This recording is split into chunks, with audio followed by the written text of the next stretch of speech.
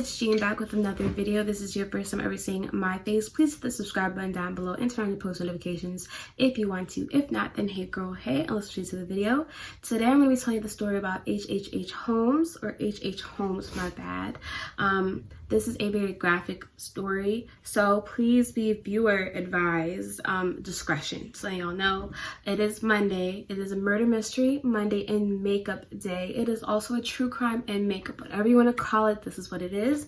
I hope you guys enjoy and you enjoy how I get this look. If you guys have any questions about what product I use, ask the questions down below and I will post what I use down below. And I'll see you guys in the next clip. Today we're going to be talking about the H.H. Holmes, what he was known as, and how he became one of America's first serial killers, because apparently every time I read about some killers, there always seem to be the first ones here. So we're just gonna like go with it, guys. So this is just me talking about an interesting crime while I do my makeup, just so you guys have something to watch while I talk about something that I think is kind of interesting, but it's just like wild in my opinion, this whole thing with H.H. Holmes. But let's get straight into it, guys. So Herman Webster Mudgett, who was also known as Dr. Henry Howard Holmes, better known as H.H. Holmes, was born in May 16th, 1861 in Gillimanton, New Hampshire. So New Hampshire, this one's for you. Like, he's yours. Y'all gotta claim him.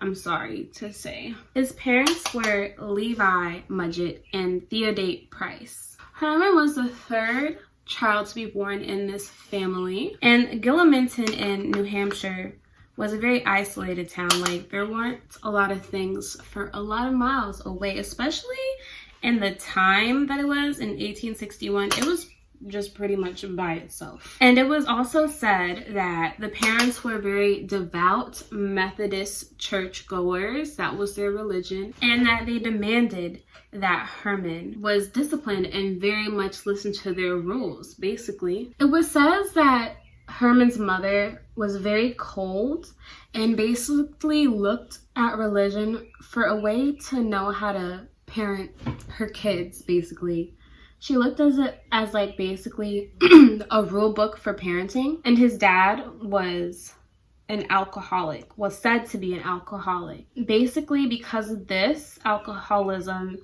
he in turn used to very much physically harm the kids. Well, they really said that both parents physically abused the kids, to be honest, mentally and physically, which is really sad. They would starve them, they would isolate them, they would sometimes as punishment when they're crying, hang kerosene rags above them so that they would stop crying, which to me is like, that's really cruel. I don't know how parents do that to their kids when you're supposed to love them. Like, I will never understand that. Whenever I read these stories, I'm just so confused. Like, and while the parents were abusing them, they lived near a forest, because like I said, it was very isolated where they lived.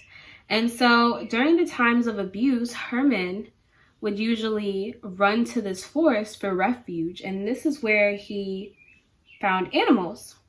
And he began to get an interest in dissecting animals and basically just harming them. And this is where he got the fascination for dead and alive animals. Now, Herman was known as an intelligent loner. He was a very smart guy. Well, he was said to be smart and handsome, to be honest, but that's besides the point. He was a very smart guy, and he got teased about it a lot in school. It was said that he was bullied physically and mentally, also at school, for being smart and getting good grades. Like, I guess he was a nerd, but to me, that's something to be really happy about, because I don't know, kids are so backwards these days. I don't understand it. His classmates also said that he was a little weird, so that's also another reason why he potentially had gotten bullied by these other kids, by these bullies. It was said, and I'm not sure if this is true, but it was said that his morbid curiosity with killing animals may have actually caused him to kill earlier than what is actually said. it was said that he actually may have killed one of his friends at age 11 and disguising it as a freak accident, guys. Like, what? It was said, I keep saying it was said because, like, this is all allegations. Like, I don't know if this is actually true, but during my research, I found that he may have killed one of his friends at age 11 while exploring an abandoned house with a friend. And his friend just had fallen off a landing and died. But it was said that he was close enough to push his friend off of this landing. So, I don't know. I mean, it's possible, in my opinion, with what we're about to hear about him. So I would not be too surprised if he actually did kill his friend at a young age. If he was dissecting animals, then you kind of almost don't have the same amount of care for actual human life. You know what I mean? At the age of 16, Herman graduated from high school, which is wow, because dang, don't really high schoolers graduate like 18, 17.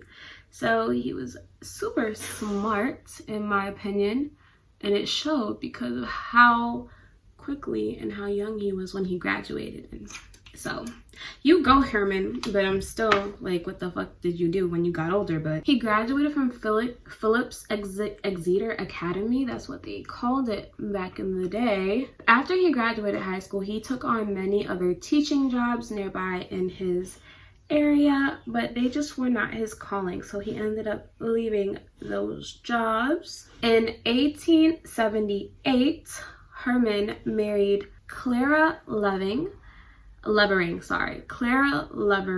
and together they had a son, Robert Levering Mudgett, and he was born in February 3rd, 1880, in New Hampshire as well. So they didn't really go too far since this whole, graduating thing had occurred. So Clara was from a very wealthy family, and it was said that Herman had married her because of her wealth. After they had their child, Herman enrolled in college, and the college's name was the University of Vermont, but he left after a year because he just felt like it wasn't challenging enough and up to par for him. So he left, and then he ended up going to the University of Michigan's Medicine and Surgery department. That's where he had went after he left the University of Vermont. And this was in 1882. And it was said that Clara had paid for his tuition because, Clara came with the money and he wanted the money. I think that's all he really cared about in life, honestly, was just money. But I digress. During his work at the University of Michigan, it was said that, I need to stop saying that, Herman took on the tactic of swindling women out of their fortunes and their money, because at this point he had 3 wives in 3 different states, in 3 different cities. Herman Howe. And this is where it comes in when I said that they said that he was handsome. Apparently so, because how? 3 different wives? Wow. So they said that he was very handsome, persuasive, and was able to persuade these women so much to take out life insurances with him on it. Like, he was getting the bank there. He was getting a lot of money. He eventually basically tried to leave each woman, including his first wife, by telling very extravagant lies as to why he had to leave and disappear without any type of notice. In medical school, he began to personally basically get cadavers and dissect them and just do his own experiments on these already dead things, like he did back in his childhood. Sound familiar? He also began to rob grave sites and sell the skeletons to universities for research. Like, that's just so sad. Like, for money. Of course, they would pay him because you're donating. Well, not really donating. I guess you were selling. I don't know. But that's just really freaking weird in my opinion. Like, why would they just accept that? But maybe they paid for it and they need it for research, because we wouldn't be where we are today without those, I guess. He also was very big on conning insurance companies by making pseudonyms of himself. If you don't know what pseudonyms are, by making fake names of himself and basically declaring himself dead to get payout. And also, of course, back in the day, you had to show a body to receive this money, as he would make a pseudonym of himself, put himself as a beneficiary, and show a cadaver. But he made the cadaver so unrecognizable that they could not differentiate between what the person's supposed to look like and that person who's not on that actual paper that he's trying to get money from. So he was just a very manipulative, fraudulent businessman. At the end of the day, that's all he was, with a doctor's degree. And during all this, he was still with his first wife. And even though he had 3 other wives, he was still with his first wife until he got a huge payout of $12,500 for this insurance scam that he had gone through with. $12,500 may not seem like a lot today, but if you put that money in today, that's about almost $400,000. So after he received that money, he up and dipped his wife. He was out of there. Later it was said that he treated his wife very badly.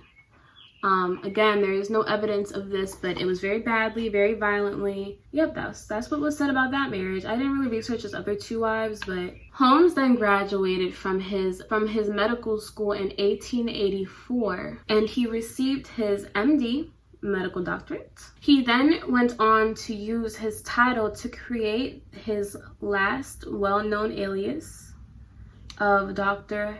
Henry Holmes. It was the perfect facade, or whatever you want to call it, in order for him to be able to access the tools that he needed in order to even dissect or even look at dead bodies. It also was able to give him the tools that he needed to dissect dead bodies. After Holmes had graduated, he moved to New York. Not too soon after he moved, there was a rumor that Holmes had been seen with a little boy, and shortly after, this little boy had gone missing. When questioned, Holmes said that the boy had went back to his home in Massachusetts, and nobody ever really questioned him after that because he up and left.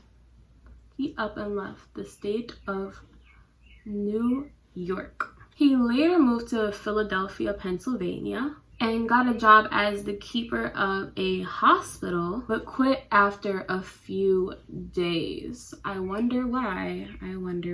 He later took a position at a drugstore in Philadelphia, but shortly after, a little boy had died after taking medicine that Dr. H.H. Holmes had given him. When accused, Holmes had denied any type of involvement in the crime and quickly, with a swiftness, left the city. He's like, nah, y'all not getting me today. I'm not staying around for you to even look at me any closer. They should have looked at him just a little closer. Like, come on now, y'all. He ended up in Chicago. Like, he was just moving all around the city. He didn't give all around the country. He didn't give no type of F's at all. He was like, I have no ties. I don't care. Let's just up and leave. So when he's in Chicago, it's like August of 1886. So it's been a few years, just him traveling around the country, avoiding being caught by the police, he was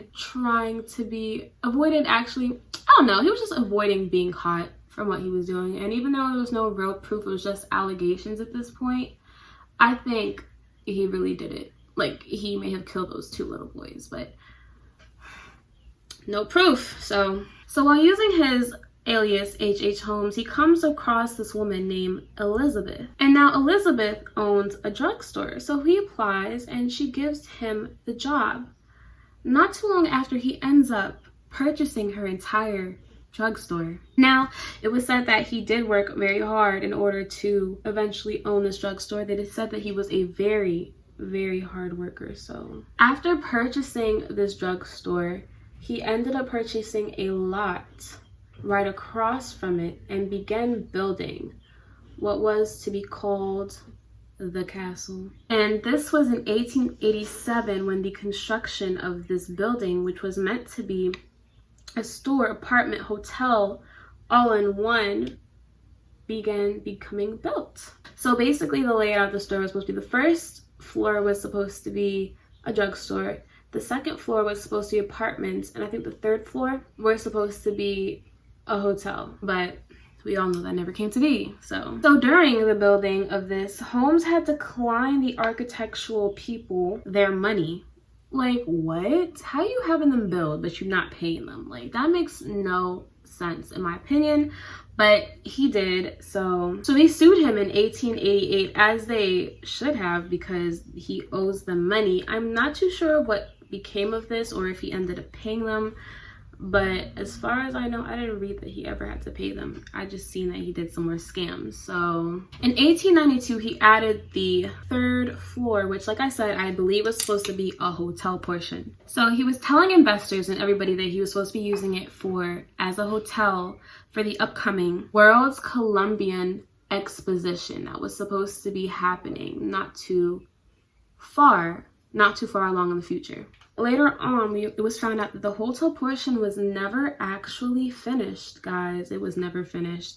It was actually used in a more sinister way, as people said. So also, furniture suppliers had found that Holmes was just hiding material up on the third floor that he had never actually paid for. He's just trifling. I just believe he was a trifling MFer, because how the heck did he get away with all of this? So let me just describe this for you. Let me just give you a gist of what this castle, as they call it, really consisted of. They said it was basically a maze.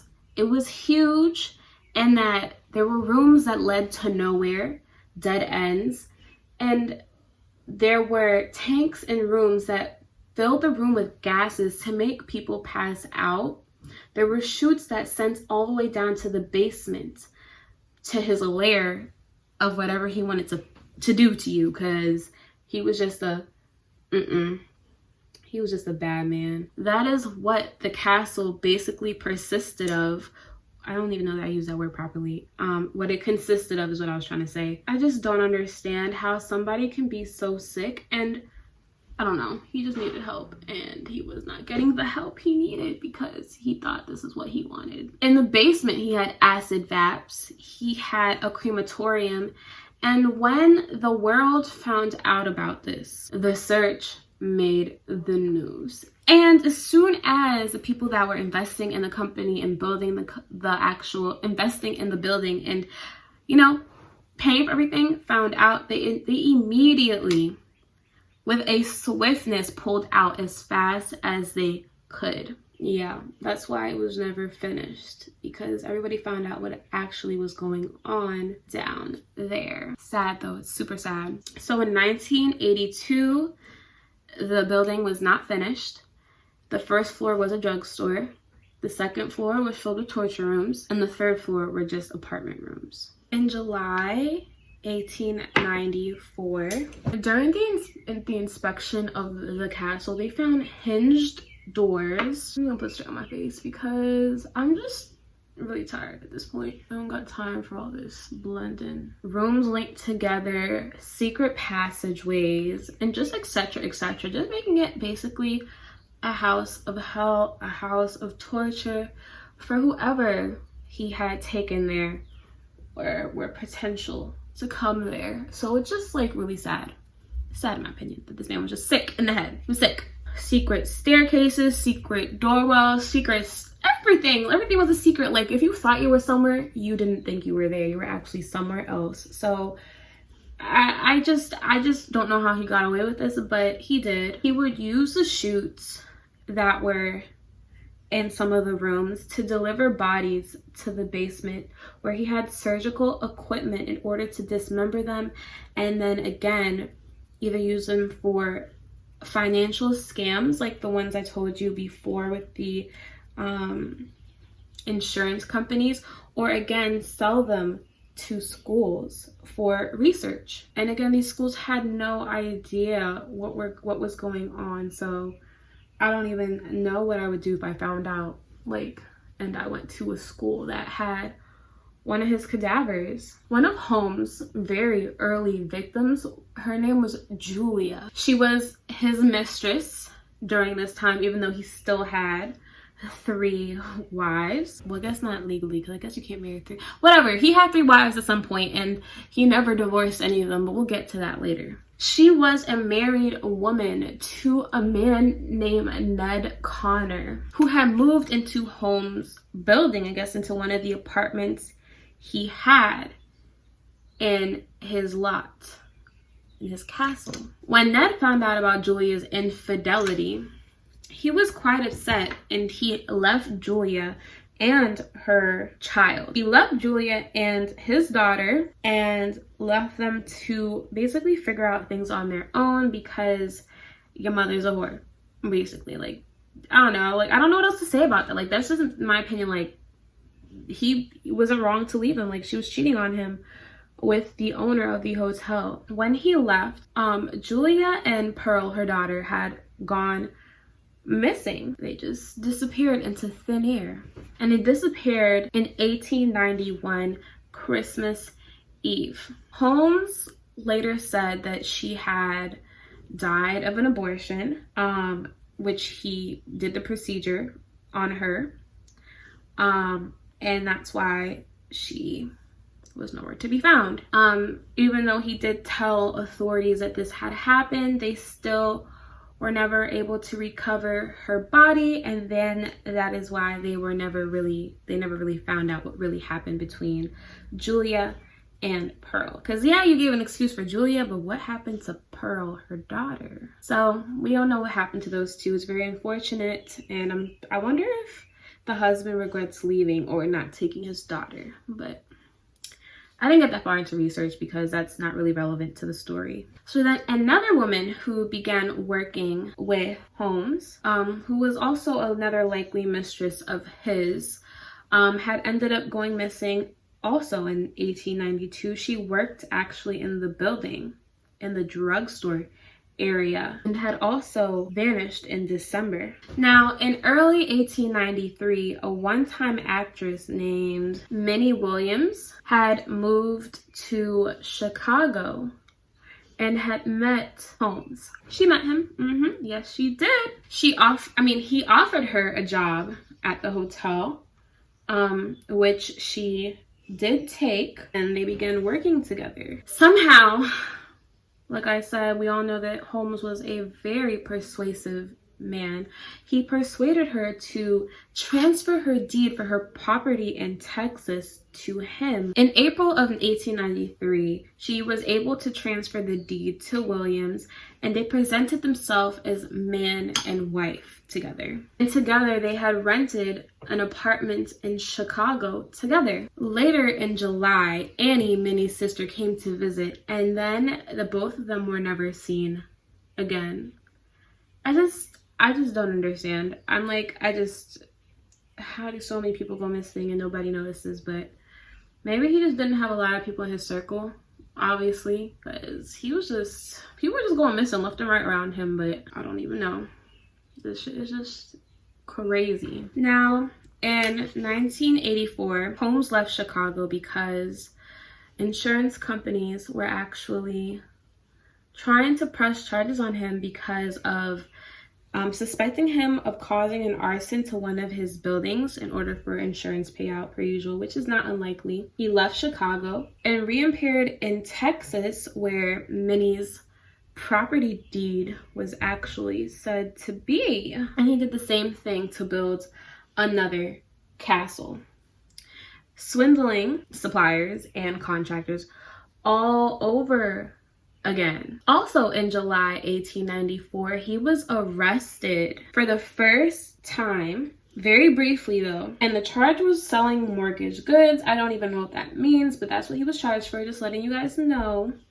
Not too much of an important detail that he was arrested, because they still let him out in the end. Disappointed, but it was back in the day, so they really didn't know what was going on with that man. But he was bailed out of jail, but while in jail he struck up a conversation with a very interesting man called Marion Hedgepeth. I think that's how you pronounce it. I don't know, I'm most likely pronouncing it wrong, but he did strike up a conversation with this man for a scheme. This man was serving a 25-year sentence for a crime. Holmes was basically asking this man if he knew any good lawyers who would vouch for him on a scheme that he was trying to pull. He wanted to swindle an insurance company out of $10,000, which is basically worth $296,000, by taking out a life insurance policy out on himself and then pronouncing himself dead. And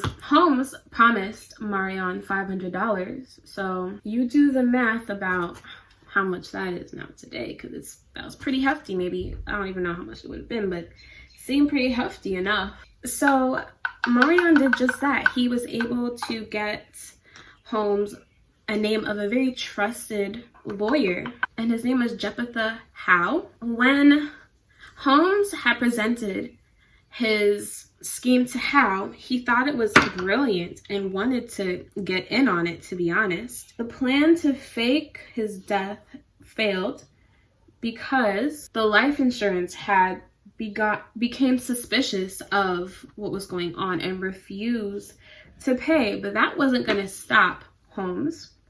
So he had gotten a different plot to get this money from the insurance. Instead, he concocted a plan with a different man named Pietzel.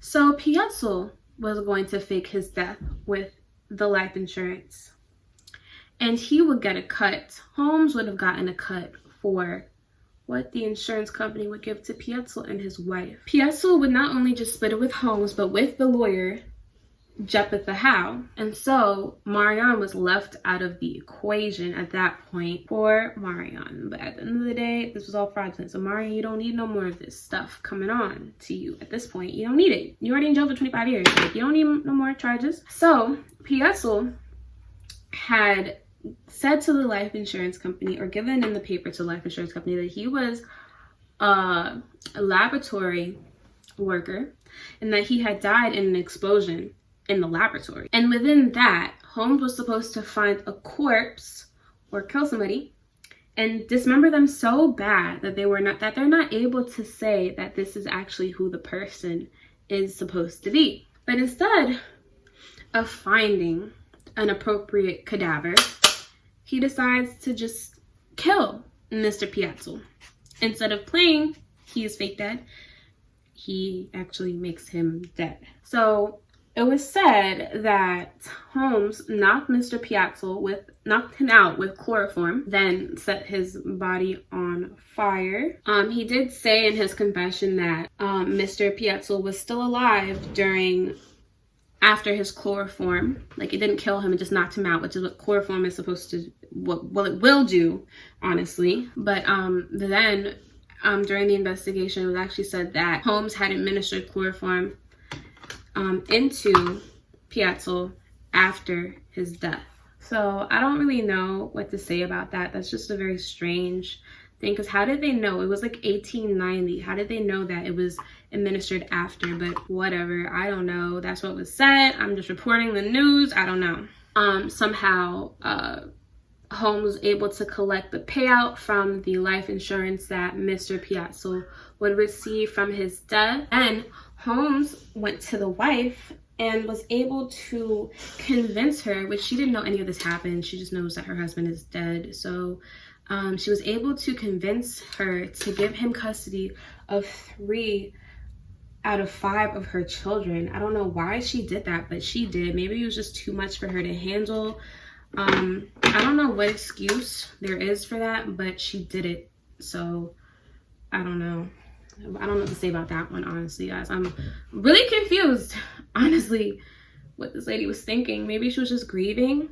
Who knows? The oldest daughter and the baby of the family did remain with Mrs. Pietzel. And then the 3 kids that were with Holmes traveled throughout the United States and got into Canada somehow, and then was able to guide Mrs. Pietzel along a parallel path also into Canada, still lying about her husband and changing his alias several times.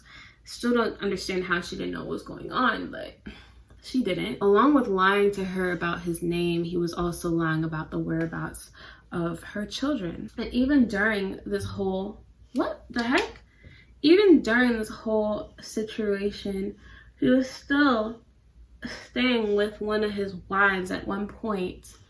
who still had no clue what was going on. Holmes would later confess to murdering Alice. And not only just murdering Alice, but Nellie too, which was also Mr. P. Fitzel's, I can't even say his name, Mr.'s, you know, his other child, who was named Nellie, by forcing them into a very large trunk and putting basically a hose and then basically running carbon monoxide into the car, eventually asphyxiating them and killing them, which is just so, like, I don't know, you have to be like sick to kill children, like really sick. Like those are like He ended up burying their bodies nude in a cellar in one of his houses in Toronto. Unfortunately, the street that the house is on is no longer there. It's renamed something else. So yeah, Holmes's murder spree finally ended in July of 1895 when he was arrested. He was held on an outstanding warrant for horse theft in Texas. They obviously didn't let him go because he was supposed to leave the country with one of his wives at this point. One of them, I don't know which one. Oh, he was also arrested in November 1894. But then they found Nellie's body and also Alice's body in July 1895. Police and reporters then were able to investigate Holmes's home, which was then referred to as the castle. Even though many things were found in the house, nothing in the house could have convicted him. It's just really unfortunate that I feel like the two kids never really got justice. It's just really, honestly, unfortunate. In October of 1895, Holmes was put on trial for the murder of Mr. Pietzel. And of course, he was found guilty and was sentenced to death, as he should have been, because he was just a trifling mother effer. Because what the actual hell is up with that? What's up with that? It later then became evident that he did kill Mr. and Mrs. Pietzel's children, but it was never ever found, like no evidence was ever found. He was never found guilty of it. It was just known that he did. He later did confess to killing 27 other people, but again, there was no evidence found. And then later it was found out that he was just saying a whole bunch of mumbo jumbo lies. So for telling these lies, he paid $7,500, which is equivalent to about $200,000 today.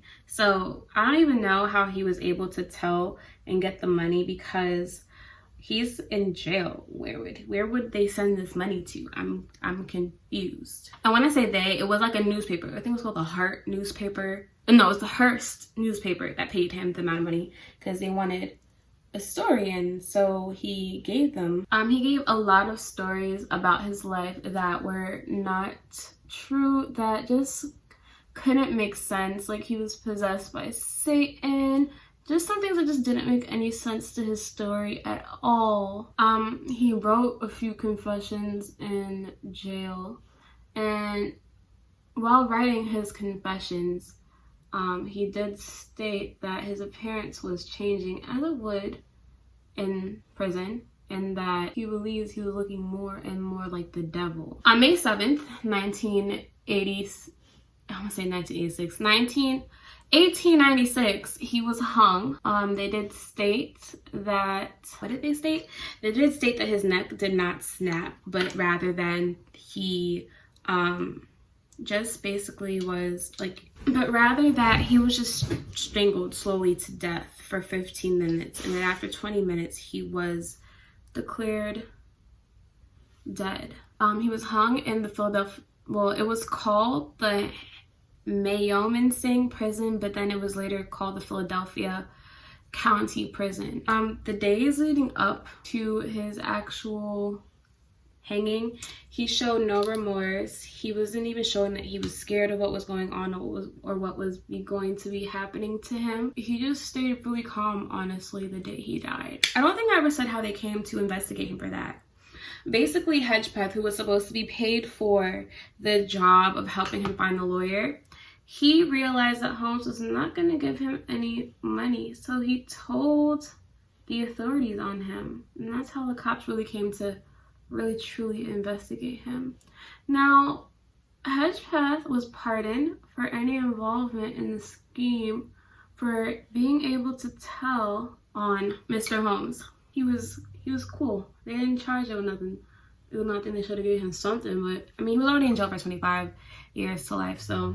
But later, he was shot and killed by a police officer, so it didn't last too long, to be honest. Somebody did take over his castle. His name was Quinion. Quinion, I think, is how you pronounce it. But shortly after taking over his castle, Mr. Quinion, he committed suicide, and the letter that he left behind just said, "I couldn't sleep." Close friends and family did tell the authorities that he did complain of not being able to sleep due to terrible nightmares and dreams, probably being haunted by what actually happened in that place.